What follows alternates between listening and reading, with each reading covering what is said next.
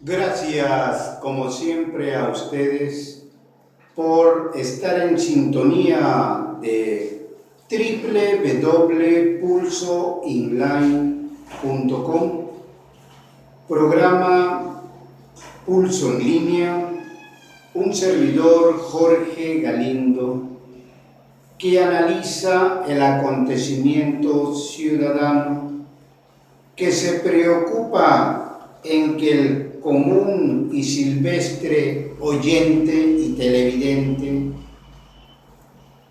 sea parte de un cambio que tenemos que impregnar en el manejo de la información, en donde dejemos de lado la bilis, dejemos para aquellos que recién comienzan el chisme, para los que cumplen alguna consigna o direccionamiento en su línea editorial, ustedes analicen y puedan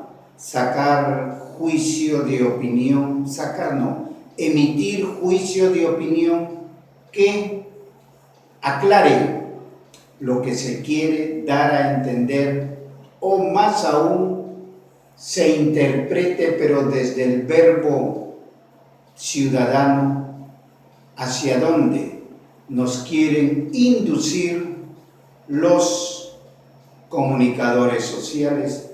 Todos, y me incluyo, tenemos algún interés en que ustedes piensen que el suelo está parejo o que se está actuando bien por parte de alguna autoridad.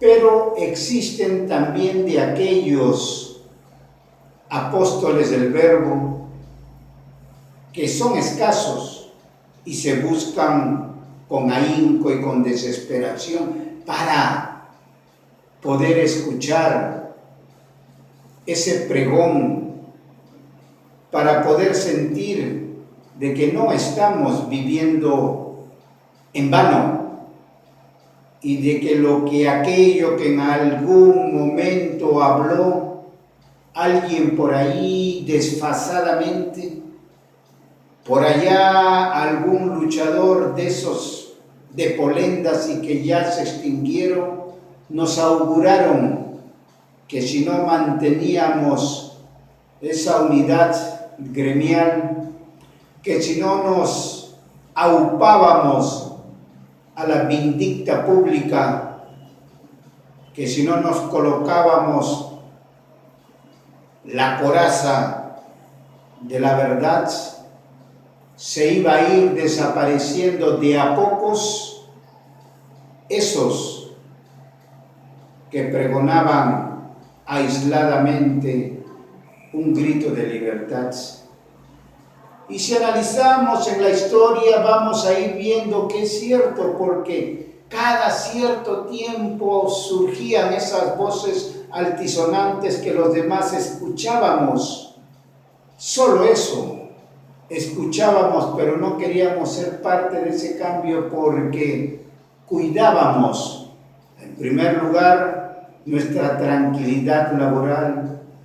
En segunda instancia, protegíamos, como es natural, nuestra familia, nuestros hijos, nuestros bienes, y más aún aquellos que, habiendo acumulado cierta riqueza, cierta estabilidad económica, ya no estaban en los albores juveniles, en aquellas primaveras de lucha, para poder colocarse la vincha de pueblo. No. Eso ya es utopía, eso ya es sueño, pensar que el pensamiento del Che podía calar, pensar de que una ideología que en el comienzo pensábamos que podría cuajar, vemos de que tiene muchas fugas ideológicas. Es cierto, pero ¿por qué? Porque nos dejamos llevar, hemos sido absorbidos por nuestro entorno y por la necesidad de alimento, vestido y traje.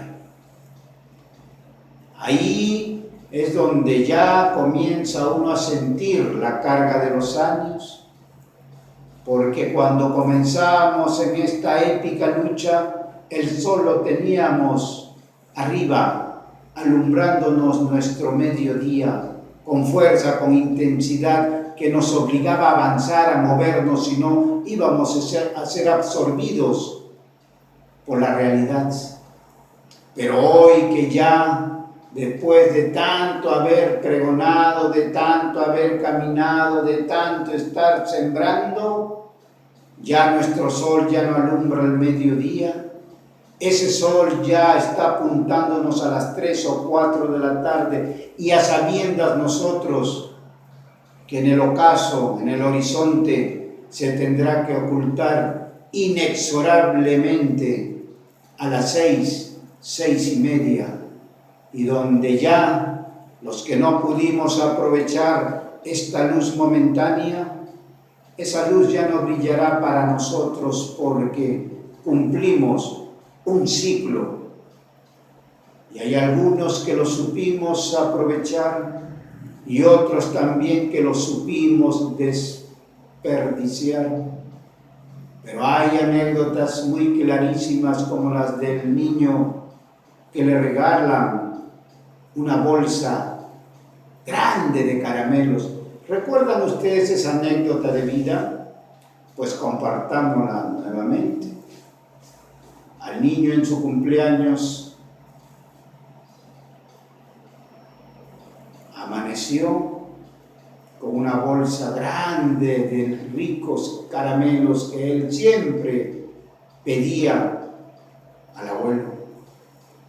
Y el abuelo, con esa sapiencia, quiso darle una lección de vida y le regaló su bolsón de caramelos. Al comienzo el niño comenzó a atragantarse de tanto y tanto caramelo, mañana, tarde y noche, porque tenía muchos. Y allí dijo, bueno, qué rico, qué lindo, quiero la vida, amo la naturaleza, pero más quiero mis caramelitos. Pasaron los días y el niño comenzó a darse cuenta que ya su bolsa ya no estaba tan llena. Pero dijo, seguiré comiendo, pues. Y así, después de un largo trajinar y muchos dolores de barriga y tantas malas noches, su bolsita comenzó a acabarse.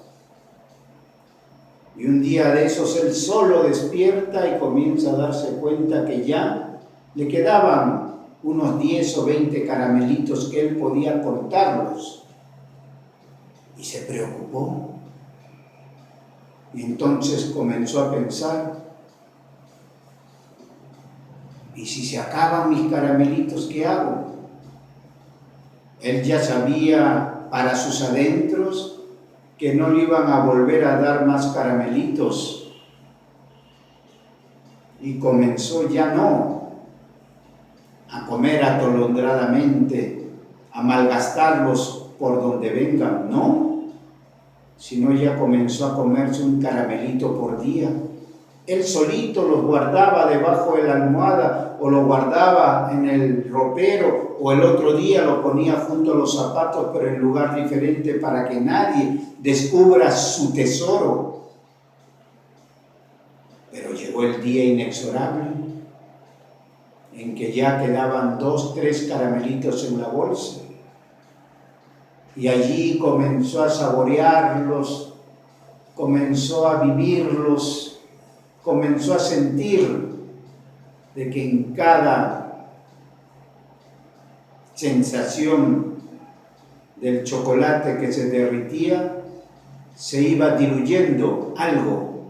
Niño todavía no comprendía qué cosa era esto, pero aprendió a valorar las cosas. Comenzó a sentir que ya cuando uno tiene tanto, no piensa, no razona, vive solamente. Y así, con esta anécdota de vida, nosotros podemos sacar a conclusión, que hemos vivido atolondradamente, que hemos hecho de nuestra bolsa de caramelos un despilfarro a diestra y siniestra sin mirar ni atrás ni adelante, sino viviendo el momento. Y cuando ya los años comienzan a pesar y la mochila ya comienza a pasarte la factura, porque uno comenzó a vivir tirando el odio a la espalda, tirando la envidia en la mochila, tirando la ambición también, junto con las riquezas que ibas haciendo, y esa mochila cada vez se hacía más pesada. Al comienzo, como uno tiene todos los bríos de la juventud, tiene toda la fuerza juvenil, resiste, porque piensa que nunca uno va a envejecer. Pero ya cuando los años comienzan a tocarte la puerta y decirte: Jorge, ojo, se nos está yendo la luz. Jorge, ya no quedan caramelos. Jorge, tu mochila está pesando y ya te has comenzado a dar cuenta, porque cada día te doblas más. Y allí recién comenzaremos a pensar: ¿qué he hecho? ¿Qué he sembrado para cosechar? ¿A quién tuve a mi lado para que aprenda? ¿A quién enseñé? ¿A quién transmití mis conocimientos? Y allí quizás, cuando te des cuenta y voltees y mires sobre el hombro, encontrarás una multitud de hermanos que te siguen en silencio. Allí recién tú podrás ver lo que has hecho. Pero también habrá otro momento que quizás, cuando volteaste y no vistes a nadie, ni siquiera a tu perro que te acompañe, porque fuiste tan desgraciado que hasta el perro lo pateabas.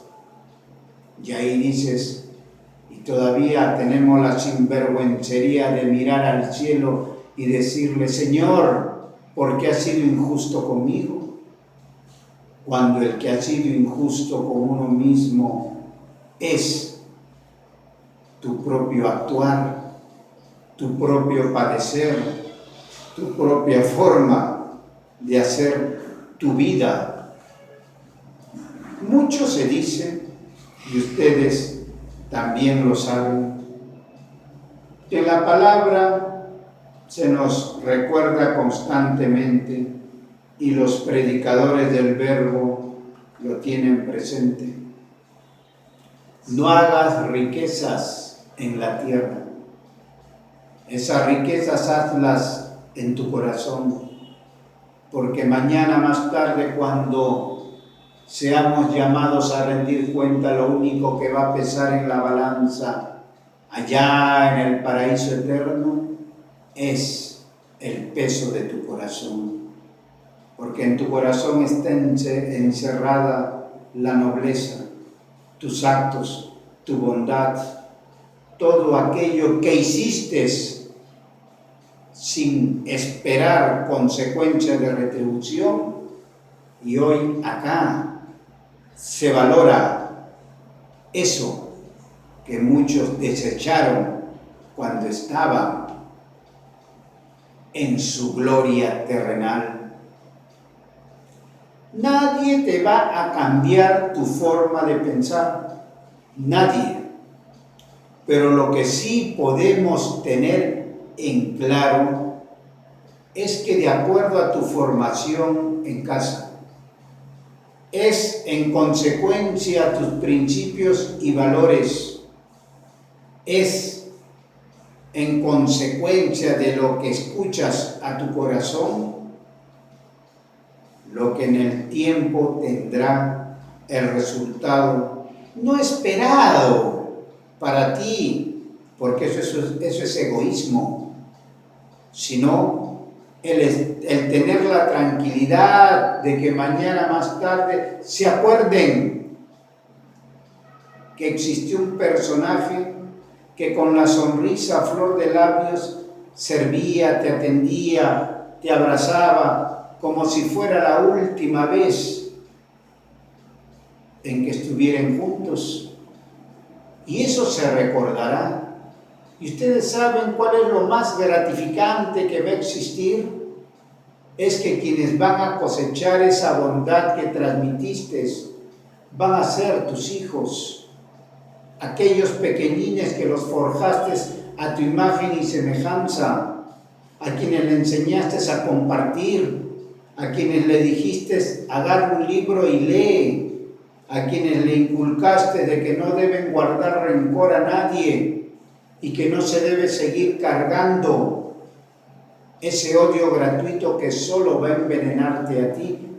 Y lo más importante, le enseñaste a pedir perdón, porque lo más difícil es vencer aquel orgullo que nos encierra y que muchas veces, lo he pasado, por eso lo comento, muchas veces tiene uno la posición de no pedir perdón, de no involucrarse con lo que venga mañana más tarde en un pensamiento ciudadano. Y eso es lo que nosotros tenemos que cambiar, tenemos que apostar y más aún pensar de que tenemos que vivir en un mundo diferente, pero un mundo diferente que sea cosechado mañana más tarde en una posición